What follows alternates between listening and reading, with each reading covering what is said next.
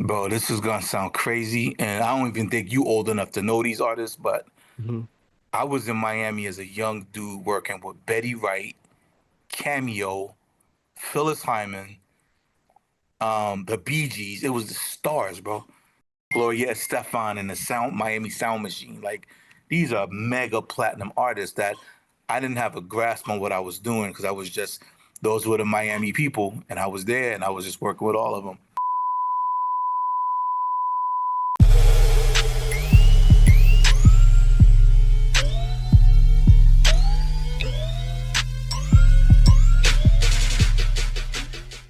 Welcome to the show. Welcome to the show. So for all those crazy people out there who never heard of your boy who ain't tapped in, they don't know what's going on. Teaneck, New Jersey is in the building. Give us your name and tell us what you do in a couple of seconds. Balewa Muhammad, what's going on, family? Balewa Muhammad, songwriter, producer, music man. That's it. All right, so let's go back to where it all started for you in Jersey with your moms, your pops, the dog, the cat, all of that. How did you fall in love with hip hop? But it actually started in college. I was always into music. My moms and pops always playing music. My dad's a collector. He was always listening to jazz and would read the back of the records to me and my brothers and my sister. So I've always been surrounded by music. My mother sings, so always with it. But I really tapped into music when I went to Miami for college. And I don't know if you ever heard of this dude named Luke Skywalker, but that's who I first signed with in college in 1990 and Mm. started a lot of records with him. And that was my introduction to the music business. So that's how it really started. All right. So shout out to Luke Skywalker. So when you met him, when you first met him in Miami and stuff like that, did you ever think that he would lead you to that direction? Never knew. It was like just like every other young person, we was all trying to rhyme and be like the cats we grew up on, Rakim, Big Daddy Kane, LL. Like we was always trying to do that, but I never knew I was gonna end up really doing it. And I didn't know what was happening, but it just felt right. So I just went with everything. I was in college. I had dropped out of school. My parents didn't know. I'm living in the studio, but I knew I had found my direction. So I stuck with it. Mm. So with your parents not knowing what you dropping out of school and all of that, was they calling you and like how's class going? Was that going on? Were you but you dropped out? I have a cell phone in '90s, so it was like you had to catch people when you caught them.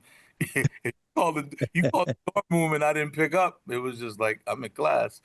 But yeah, they came down to check me out and found out what I was doing. But my pops was like, "Hold on, the boy might be onto something." So you know what I mean? And Mm. I, beginning of it, and I never stopped since then. So what was the first thing you learned how to do musically that where you felt like maybe I got something here? What was the first thing you learned how to do? Structure a song. It was song structure. It was like this is the verse. You lift it up in the B section. The chorus is the payoff. The tag is the repeat. I learned song structure. I had no idea what it meant, but they taught me everything that I built my career on down there. Mm. Yep. Okay. Luke Well said, well said.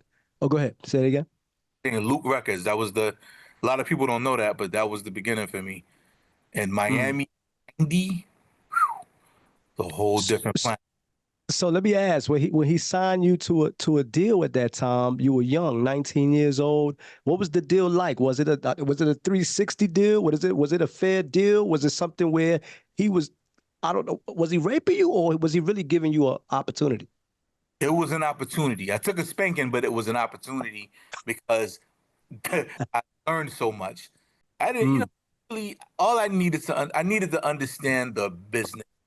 And sometimes, in this business, in any business, really, you got to pay a toll. You're going to pay Mm. that toll. And I had to pay it. But fortunately, I don't think it was done out of spite. I think they were learning the business at the same time. Because Luke is a Mm. good brother. And I think they were learning and they set my path. They gave me my life's direction. So I can't never be mad at them for that. I don't know. I didn't make a penny, but you know what I mean? I was good when I left there because I learned the business. So let me ask you this. Even though Luke Skywalker took you underneath his tutelage and you were structuring songs, that's what you learned how to do first. Did you have some type of creative control when you were structuring the song? Because you could structure the song, may not have control. Did you have creative control? Yeah, he recognized that I had talent, and just I Mm, was in the studio, so I like all day long. I'm honing in on my skill and just getting better and better every day. I lived it, so that's all I did all day long. I okay, okay. All right. Yo, if you're just joining us, you're tuned in to the Kenny D Show, and I'm your host, Kenny D, where we bring you entrepreneurs, hustlers, and stars. And today we got all three in the building, the one and only Balewa Muhammad, platinum recording producer, right here on the Kenny D Show. So let me ask you this. Now you're working with them, you've built your song structure. Who was the first maybe major artist or maybe an up and coming artist that you guys knew or he knew would be big that you had a chance to work with? Bro, this is gonna sound crazy, and I don't even think you old enough to know these artists, but Mhm. I was in Miami as a young dude working with Betty Wright, Cameo, Phyllis Hyman, the Bee Gees. It was the stars, bro. Gloria Estefan and the Miami Sound Machine. Like, these are mega platinum artists that I didn't have a grasp on what I was doing because I was just those were the Miami people, and I was there, and I was just working with all of them. Mm. Yeah, yeah, crazy. So let me ask this: with Miami, it's hot there. Did you? I mean, did your name start buzzing in the industry when you were working with these people, like without you even knowing it? I think so, but I was completely unaware, man. Like, I didn't know what to care about back then. I just knew I was riding around Miami in Luke's cars, and it was the perks of being down with them was enough for me at the time to not be thinking about what about, but it didn't matter, bro. It really didn't matter. I was doing what I love to do. So, with you, you mentioned earlier you were able to structure a song, but obviously you had your own niche. Was it the hook that you were really good at? Was it producing the song? Maybe someone coming to you from scratch with some lyrics and you were able to just do it from scratch? What's Mr. Muhammad's niche? I think my key thing is perspective. I think I have a unique way of approaching records that I built my career on. I think I just have the ability to take everyday conversations and make real records out of them. So they relate to people because I write like we speak. Hmm. And I've always been like that. And it just got better as I got older and got to develop my style on different kind of artists. Because you don't go into every session the same way with the same mindset. You got to know when to shift because this artist is not going to talk about this. This one's not going to talk about that. So you gotta learn how to shift it and still bring the consistency of unique perspective. I Hmm. think that's my biggest gift. Nice. Well said. Well said. So when you are working with an artist, do you have to adjust your game to theirs, or do they have to adjust to you? Because everyone you're not going to have that synergy and energy with. Right. Do you have to adjust your game to the Absolutely. artist? Absolutely. If you want to get the work, if you want to get the placement, you can't go in there bigger than the artist. You don't never want to do that as a writer or producer because artists have egos as they should. Mm, Artists can't be like common everyday people. It's something about them that makes them stand out, and your job as a writer producer is to figure out what matters in their life at the moment that you got them and talk about it in such a way that they feel like this has been crafted for me. Then they go back to the label and they'll fight for the record for you because they mm. feel this is if he gives this to somebody else and it works, I'm gonna be mad. So no label want to deal with a mad artist. So you got to figure out how to, you know what I mean, like really get inside of their heads and adjust what you want to say without losing the quality control of what you know is gonna be right for them. Sometimes they can't tell. So let me ask you this in terms of the with artists, because I was reading your bio and things of that nature, and you were very proponent of artist development. Yeah. which is something that's forgotten now in the industry. What's your take on that? Do you think we've maybe have we gone away from it totally now in 2025, or you think it's still some of that in there, or you just think it's obsolete now in the music industry? It's That's a great question too. It's gone obsolete because the new medium is social media. So if a Mm, kid already popping on social media and they've proven to be able to draw audience, that's what the record labels are basing who they sign on. They're basing it on like early analytics because they feel like if you've got 1 million followers, I can at least sell 100,000 of them something, merch, music, you know what I mean? So whatever it is, and that's true and that's good, but a lot of these artists, we're getting introduced to them on a phone. So it's like you see them mm, head to the middle of their chest, and you don't know nothing about this artist. You don't really know if they really an artist. Can they move a crowd? Can they? We just don't know no more. So it's like, yes, the labels have lost that art because it's expensive. You used to have to mm. develop an artist for a year before they were ready for a record deal, and labels can't afford to do that no more. Not that they not make So, money, they just don't want to spend it no more. mm. So let me ask you this. Is that fool's gold? Because if this artist, MC Rich or whoever, if they got 1 million followers and yes, you could sell 100 units of the record, at least that the record label's looking to recoup their money, obviously. Right. Is it fool's gold if they're doing that? Because really the product really isn't there, but it appears to be there because of social media. That's exactly what it is, and they figured that out now. So you're starting to see a shift of like, because you can manipulate so much of it, they're moving away from that.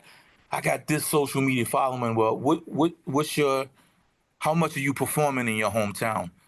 How many T-shirts you sell? Like they're looking at the factual things now. They're not Mm, just going off of that because where it's starting to show up at is where most of the money is touring. So the tours have suffered so much that the record labels are starting to understand like 360 and not, we can't sell tickets on this artist because they mm, only it's a handful of them that are moving the people to the degree to where people spending $100 to come see you live. People just not doing it for all of these artists no more because they're overexposed on social media. So there's no reason to go see them. So let me ask you this: is there a medium you feel like between the touring and the artists that's out there on social media, but really not popping like that, but it appears that they are? Can they include them on a tour with, I don't know, Justin Bieber or Chris Brown or something like that? Can they include them on the tour with them to I don't know to mask the fact that they really don't have the product that it appears they have on social media? Chris Brown not gonna do that. Chris Brown don't need that. He's not gonna divvy his performance money up with 10 other. Nah, he's not doing that. He Mm, did the work to be where he is. Beyonce did the work to be where she is. Usher, Drake, Kendrick, like those artists, they filling up stadiums, bro, and they getting these people making 700,000 a night. Like mm, that's what they mm, really.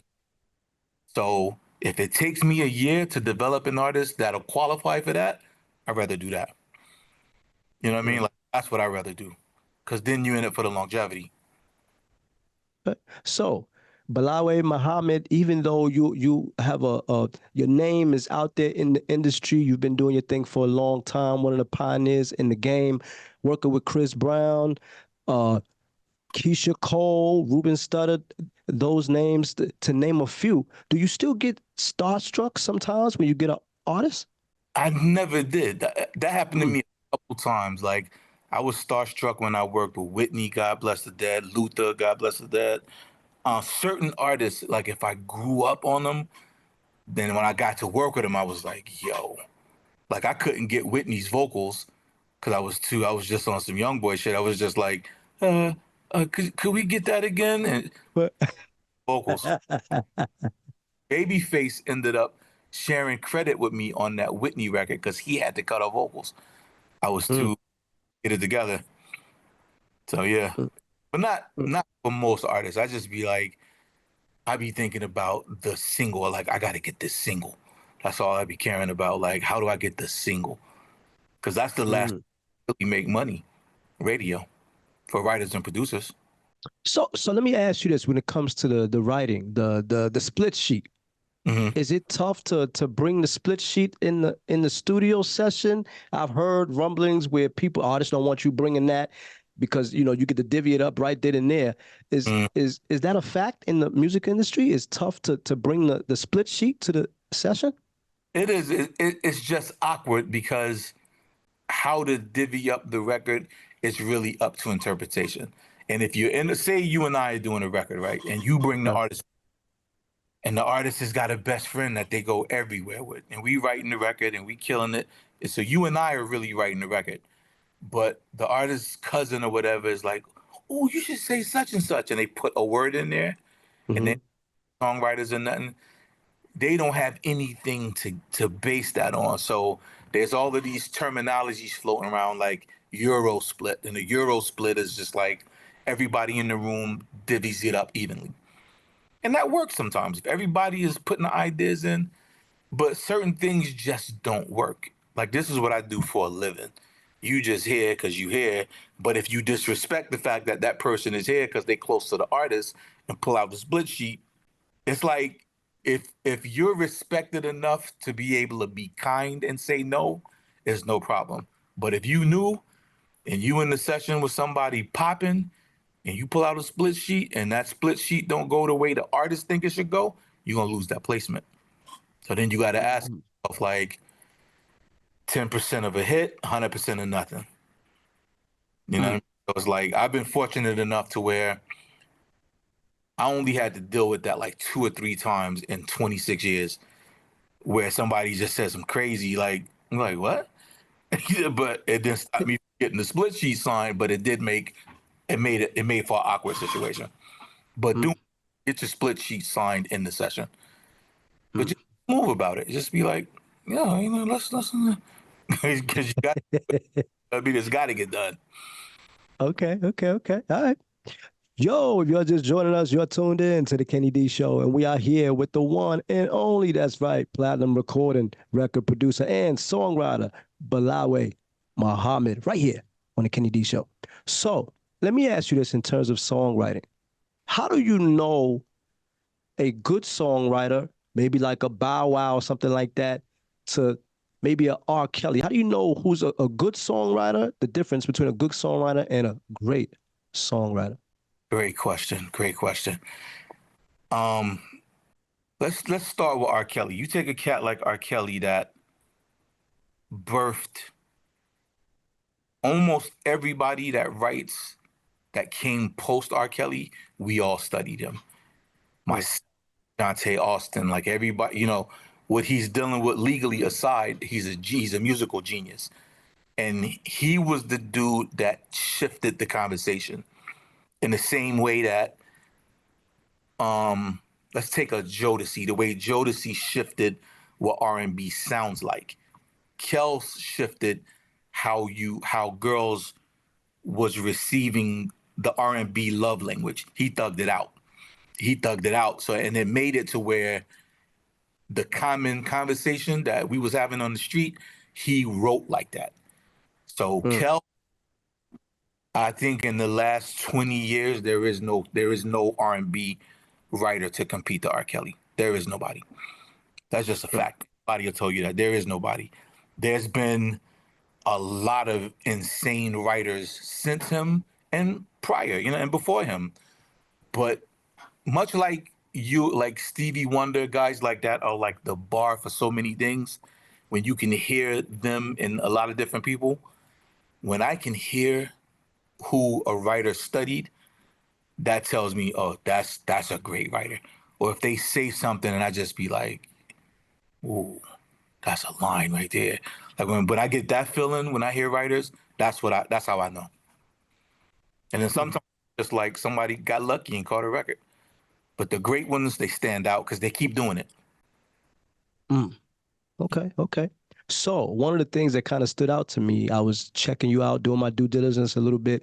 You mentioned that you kind of copied a lot of the people that came before you to kind of bring about your own style, your own wave. Talk to us about that a little bit. Because I believe that's so hard to do, copying someone else, but then actually coming out with your own style. How Right. hard is that to do when you're copying someone else, essentially? Because when you're imitating anything you decide to imitate, like you as a DJ, as a host, there was somebody you was looking at, Donnie Simpson, whoever it was, you was looking at somebody like, man, I could do that. But if the person was a Walter Cronkite or somebody that's just, we're never gonna be that good. The people we aspire to are unreachable.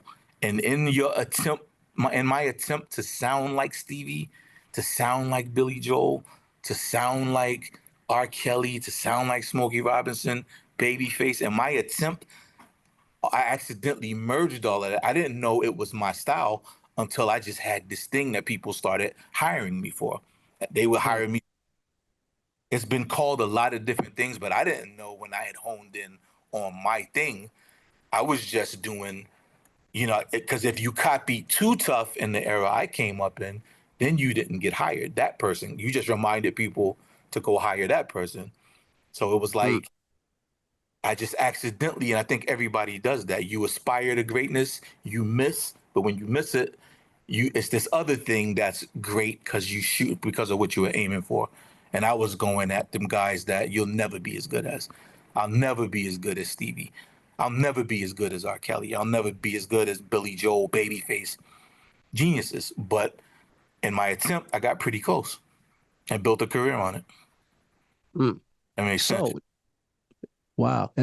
Well said, well said, well said. So one of another prominent songwriter passed away a couple of years ago, LaShawn Daniels. He worked with Tamar Braxton on one of her songs, Bomb or what have you.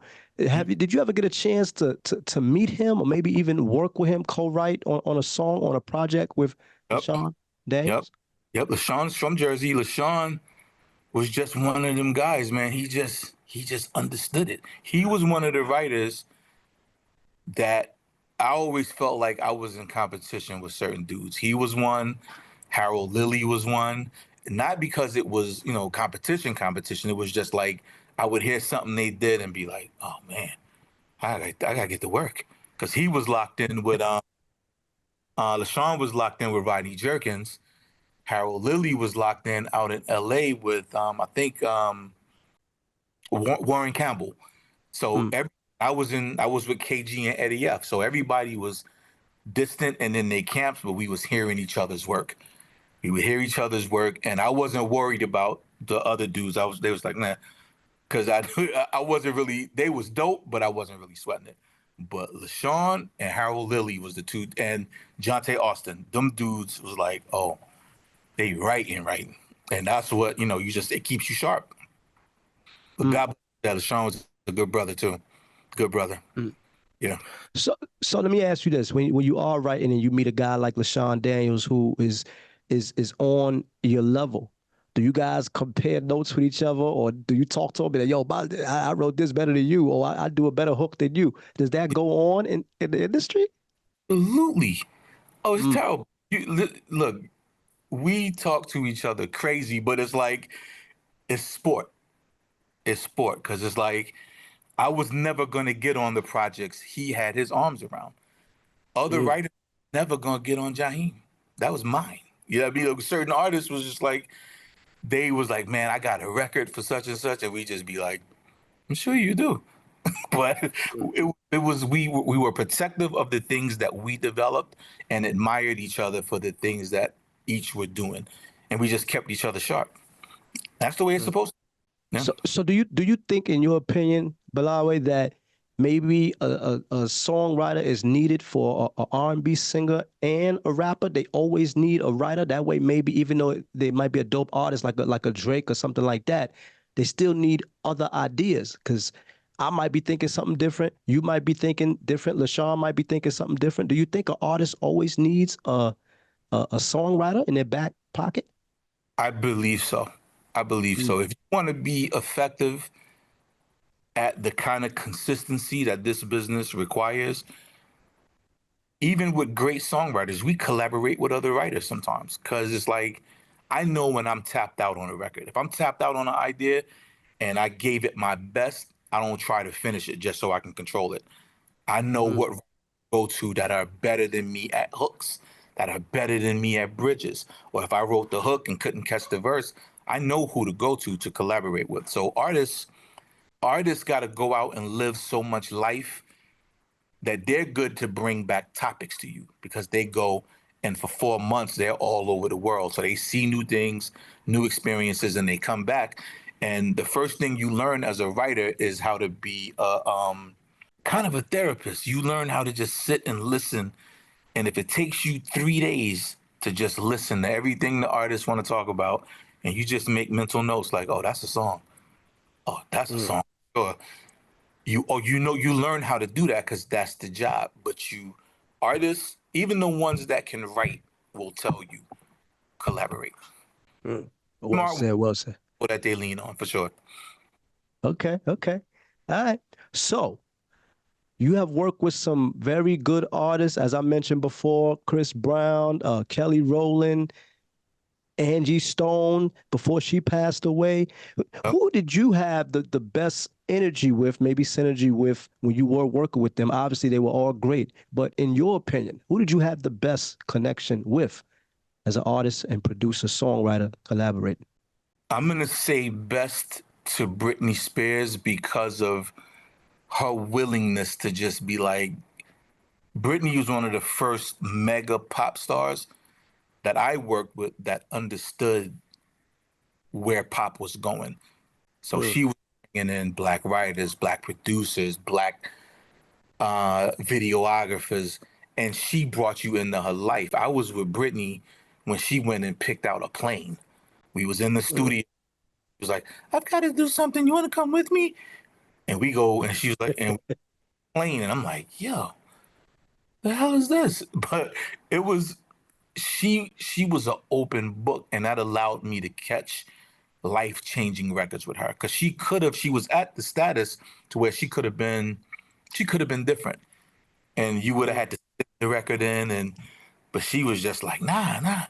She was, and I think because working with her added to my discography in such a major way, it validated me in the pop market. Because as a black creative, you had to deal with that in the early 2000s. It was like, you could do R&B, and if you had the right manager, you could do pop.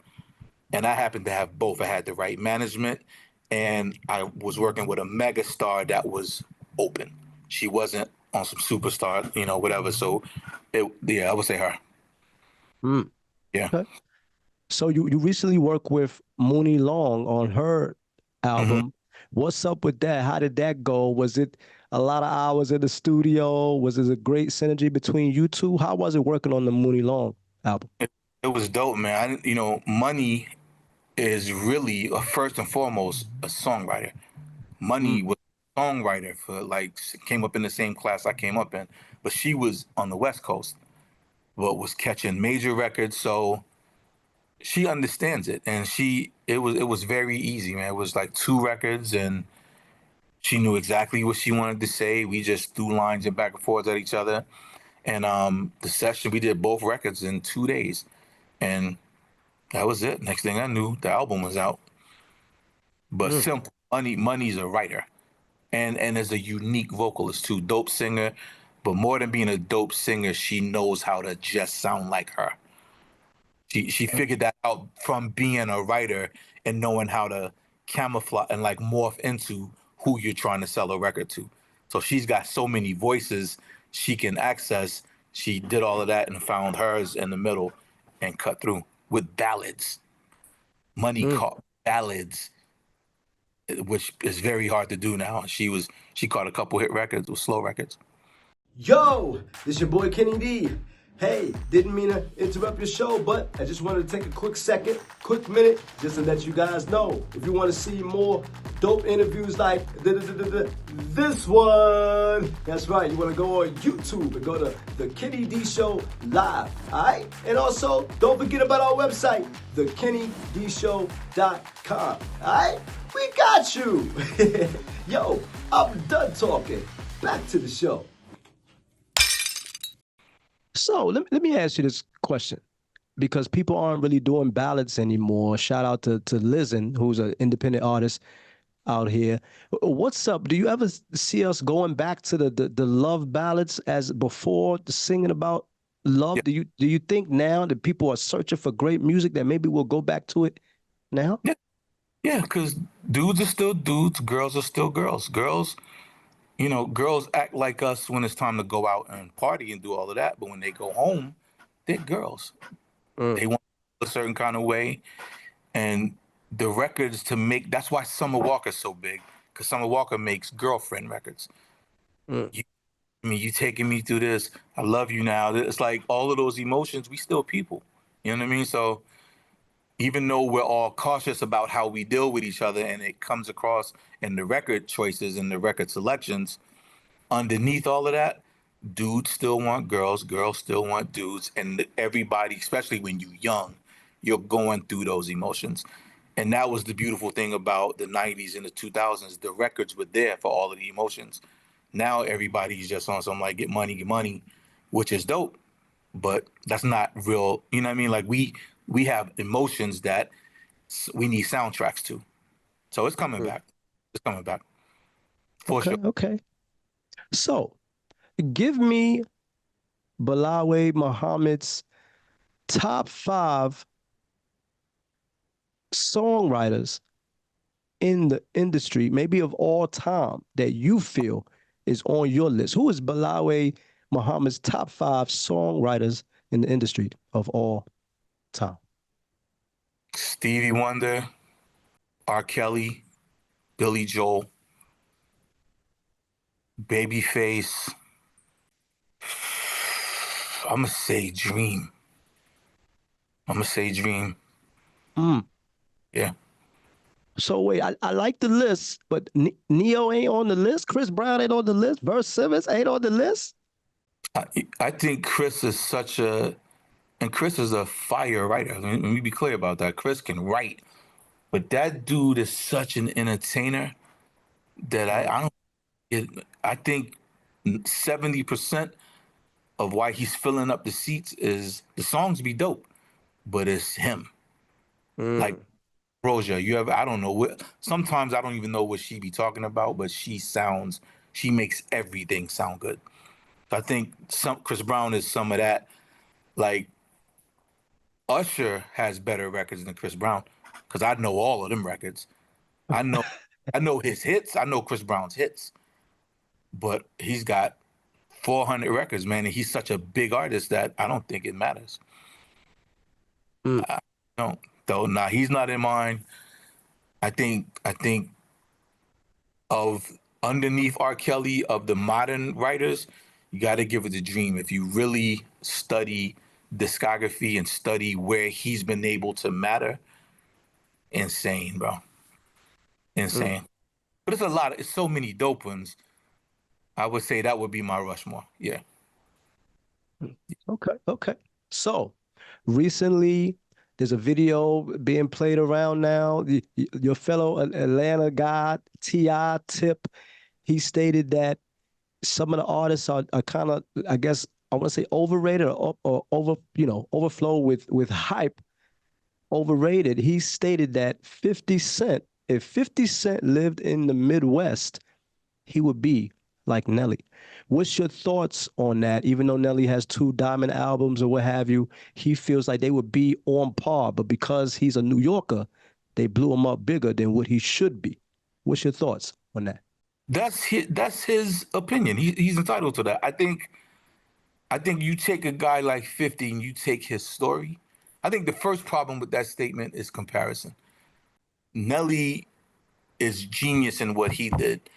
50 is genius in what he did, but 50 got hit like what, 9 times, and one survived it. Two was brave enough to tell the story, and I don't know if you remember this. 50 Cent survived that and then said, "I'm gonna take on the entire industry." The dude has a level of fearlessness that you kind of can't stop that. And True. is crazy. 50 writes hooks 50 could be a songwriter if he wanted to. He writes. He took the same thing he took Ja Rule out for doing. He just took it from him. He was writing singable melodies.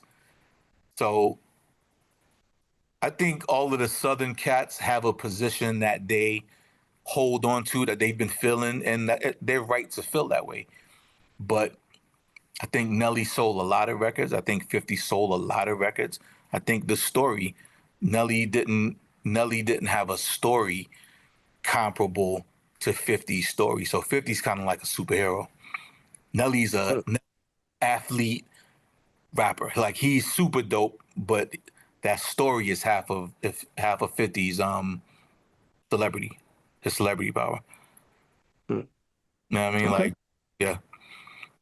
All right. So in terms of the record contract, Balawe, do you think maybe the record industry could move over to, like, I don't know how the NBA does it? They sign you for 5 years, 20 mil. It may not be what you're looking for, but it's not a 360 deal. You think the record industry could somehow have some type of collective bargaining agreement or something like that, players association, to where they can offer artists a fair deal? Nah. Because you Okay. got to think about it. But think about this. The last time you was in New York, when was the last time you was in the city? I was in New York, I would say earlier this year. So if you go like on Fifth Avenue, right around 59th Street, that's the Universal building. You got to think about what the mortgage is on that building. 50 Mm, and this business was not designed for fair equity. It's like, it's not designed like that. So they're being forced to consider other ways of doing it. The more that you kind of can't sell artists on the hype no more. You can't really, if an artist does some of the groundwork, like La Russell. I did a show with him like a month ago out in wherever he's from in Northern California, Vallejo. And La Russell has built up his own everything, his merch, his shows, how to put his records out. And he doesn't have a major label deal. So people, they're coming to him all of the time, and he's making enough money to where he can look at what they're offering versus what they're taking and go, I'm holding out. So you can't take $1 million to La Russell and get him to sign a record deal, because he's probably making, not to count his pockets, but he's making enough a month to mhm, say, I'm giving half of this away to you for 5 years. You know what I mean? Like, and giving up control. So they're gonna have to figure it out. But while they figure that out, the money in the business, as far as streaming is concerned, mhm, they're so far ahead of us because they're collecting all of that money. We're not collecting that. So mm, when that caves in, then everybody will be back at the table because they're making billions in ad dollars. And they where they have kind of met us in the middle is a record deal. Now you could end up with the same benefit of label services with a licensing deal. mm, Well, services, I mean, like playlisting, XM radio, um, marketing. Like, you can get that inside of a licensing deal now, which is not you exclusively signed to that label. So they're mm, trying to figure out different ways to, like, keep people engaged as music is kind of becoming the music behind something else they selling. That's kind of mm, what it's turning into. So it's like, it's got to balance out. Yeah, but it won't be like the sport. It won't be like sports. Nah. mm. Okay, okay. So we're getting ready to play a game called Who You Got? All right. So what I'm gonna do, I'm gonna give you two record execs, and you tell me between the two who's most likely to issue a 360 deal. All right? All right. Okay. All right. Let's So go. the first one, we are gonna go Diddy and Dame Dash. Who's most likely to issue a 360 deal between the two? Puff Diddy. Mm. Okay. All Yeah. right. So you got Puffy over Dame. Yeah. The next one, Leor Cohen and Master P. Who you got? Leo. Leo. Okay. All right. He won't be Next mad. one. You know that. He won't be mad. You won't be bad. Let's see. We are gonna go JD and Baby from Cash Money Records. Who you got? Baby. Mm, Yeah. mm, mm. I worked with a Okay. couple of big artists, and the first thing they started doing was like, "Can you? I'm here to make records for you, and you talking to me about your contract? That's not my business. That's not my work on this record." Okay. All right. I got one more for you. We are gonna go Suge Knight and Kevin Lyles. Who you got? Both.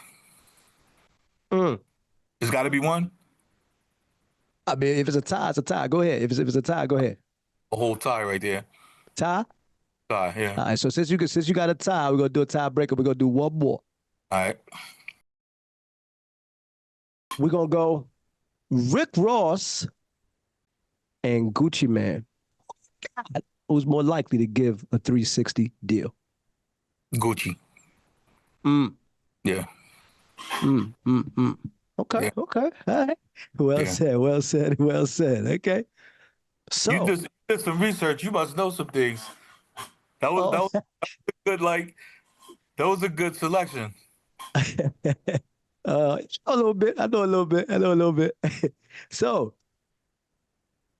today's quick topic of the show is Shannon Sharp. He just recently got fired by ESPN, even though he paid out the settlement to the young lady on OnlyFans. He still got let go by ESPN. What's your thoughts on that? Do we need to stay away from the, I don't know, the Snow Bunny or the young OnlyFans girl? Do we need to stay away from that? What's your thoughts on Shannon Sharp getting fired by ESPN? I think first of all, like any of us, depending on when certain things became, you can't do that. Mm, Like whenever that started, I'm not in a position. I don't think any of us are to judge why somebody did what they did. But what that said, I think culturally, brothers just need to start understanding that you're a target. At a certain point, you're a target. Just be for real with yourself. Like you want what you want, and that's cool, but you got to do certain things in a certain kind of way now, because careers, legacies, it can get taken down, and it don't even have to be based on a crime. It can mm, be on the public opinion of, because that's what I believe it got him where he is. I think he I think older women did not want to see that. I think she targeted him. I don't think it's about white girls. I think it's just sit down at some point, bro. Like we all got to 50 and and made it. Sit down, bro. mm, Sit down. Because you're being targeted. It's a whole new game out there, bro. And when you get older, you got blind spots to what certain things are really about. mm. Yeah, just sit down. I think, but to have his job taken away like that, that's crazy. That's crazy. So let me ask this. Do you think that maybe I know you said he was targeted. Do you think that woman was actually placed there? Or maybe he really did see her at the gym and maybe they really did have a connection initially? Bro, I don't know, Doug. Like I really Mm, don't. I think any dude that's getting the kind of money Shannon Sharp is getting, like I work with a couple NFL players. You can okay. go online and see what their contracts are. Mm, People know where ball players practice. Like the culture of everything. Like if that's what a person is focused on, the information is all there. And I don't know. I don't know who initiated what, he's not the first dude to, go through what he's going through. Sadly, he's not gonna be the last. But I think eventually, what we all got to start doing is like, can't do everything no more, bro. You just can't. You gotta have a plan because you not just no regular dude. Like a lot got undone by that happening with him. Not blaming her, not blaming him, but I think the answer is to sit down. Sit down. Okay. Okay. So let me ask this: in terms of the contracts, the $1 million contracts, they announce it on ESPN when these players get paid, or even when in the music industry when someone signs a deal, is Gucci Man just signed a deal with Arista Records or something like that, 10 mil or whatever. Should they lay off of that and maybe have it classified where it's not privy to the public? Yeah, I think people would be safer if they did that. Mm, But it's also the draw. It's also the things that like so much of the music business right now is hustle based that the labels know what they're doing. They're using that as a draw. This money is still here. So the mm, first somebody trying to invest their money, athletes be wanting to invest their money in music, hustlers, music, everybody, because it seems like, and the artists, we got all the artists. The hood is where the artists are. So it's like if you know somebody talented and you sitting on some money, the first thing people think to do, let me get a studio. Let me put them in and enough people won like that to where it's a fair gamble. It's mm. a, but I think for the safety of the artist, yeah, you don't want people knowing what you're making, bro. Like with social media, like you accidentally leave your location up, da da da. That's what happened to Pop Smoke. Like it's too dangerous. It's too Mm. dangerous. But people are So, being, yeah. so do you think the powers that be, you think they will allow that, because that's what adds to the stardom of the artist or the stardom of the NBA player or NFL player. It'll take the juice away if they get rid of that. What's your thoughts on that? You think it'll take the steam off For of real, the star? It'll take the star off of the product essentially. it will. It's dudes.